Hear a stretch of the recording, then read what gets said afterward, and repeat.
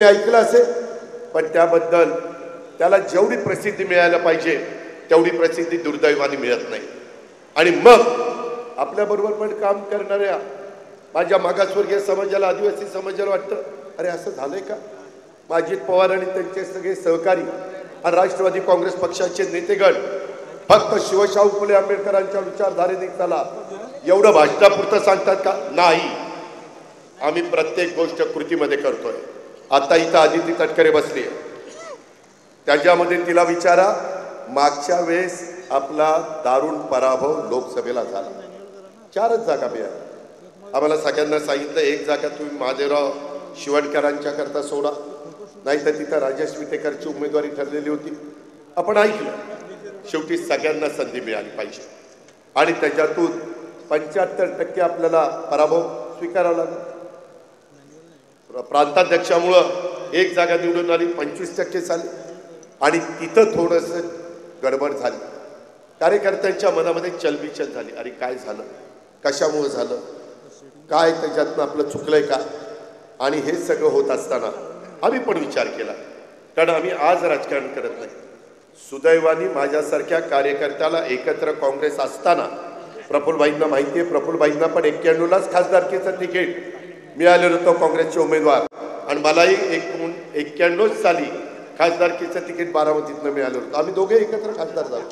नंतर काही राजकीय घडामोडी घडल्या, मला राज्याच्या राजकारणात यावं लागलं, आदरणीय पवार साहेबांना दिल्लीत जावं लागलं, पण त्यावेळेस आम्ही काँग्रेसमध्ये आपण सगळे होतो आणि त्यानंतर 99ला स्थापना झाली। सांगायचं तात्पर्य की ह्या सगळ्या गोष्टी घडत असताना आता लोकसभेला फटका बसल्यावर शेवटी लोकांची नाडी ओळखता आली पाहिजे। काय केल्यानंतर पुन्हा आपल्या महायुतीला पाठबळ मिळेल, काय आपल्या चुकलं का, कुठं आपण कमी पडलो, आणि त्याच्यातून आम्ही सगळ्यांनी चर्चा केली आणि तिथून लाडकी बहीण योजना पुढे आली। जबाबदारी मोठी होती। अर्थसंकल्पामध्ये जवळपास 40 ते 45 हजार कोटी रुपये या कामाच्या करता, पण माझ्या गरीब महिलांच्या करता, ज्यांच्या हातामध्ये कधी असं महिन्याला पैसे डीबीटीद्वारे येत नाही, त्यांनाही वाटतं की मी पण काहीतरी माझ्या कुटुंबाकरता करावं, मुलाबाळांकरता करावं, स्वतः करता करावं, असं बघणारा मोठा वर्ग साध्यापासून बाध्यापर्यंत महाराष्ट्रामध्ये आहे आणि तो महिला वर्ग आहे। आणि त्याच्यामुळे तो विचार आपण केला। तो विचार करत असताना पुरुषांच्या करता पण आपण अनेक जण बळीराजा म्हणून काम करतात, शेतकरी म्हणून काम करतात, त्यांच्याकरता देखील बरेच दिवस माझ्या मनात होतं की कुठंतरी यांना 3, 5, 7.5 हॉर्सपॉवर जेवढं आपल्याला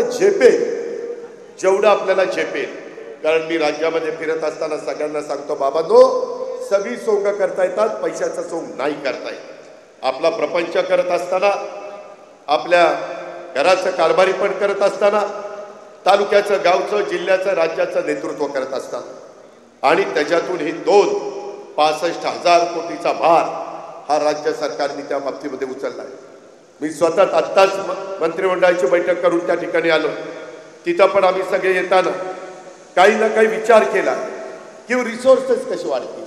रिसोर्सेस पण वाढले पाहिजे, पगाराचा खर्च आहे, त्याच्यामध्ये आपल्याला पेन्शनचा खर्च आहे, तो तर करावाच लागतो, त्यांचा हक्क आहे, उपकार करतोय आपण, आणि त्याच्यातून डेव्हलपमेंट पण झाली पाहिजे।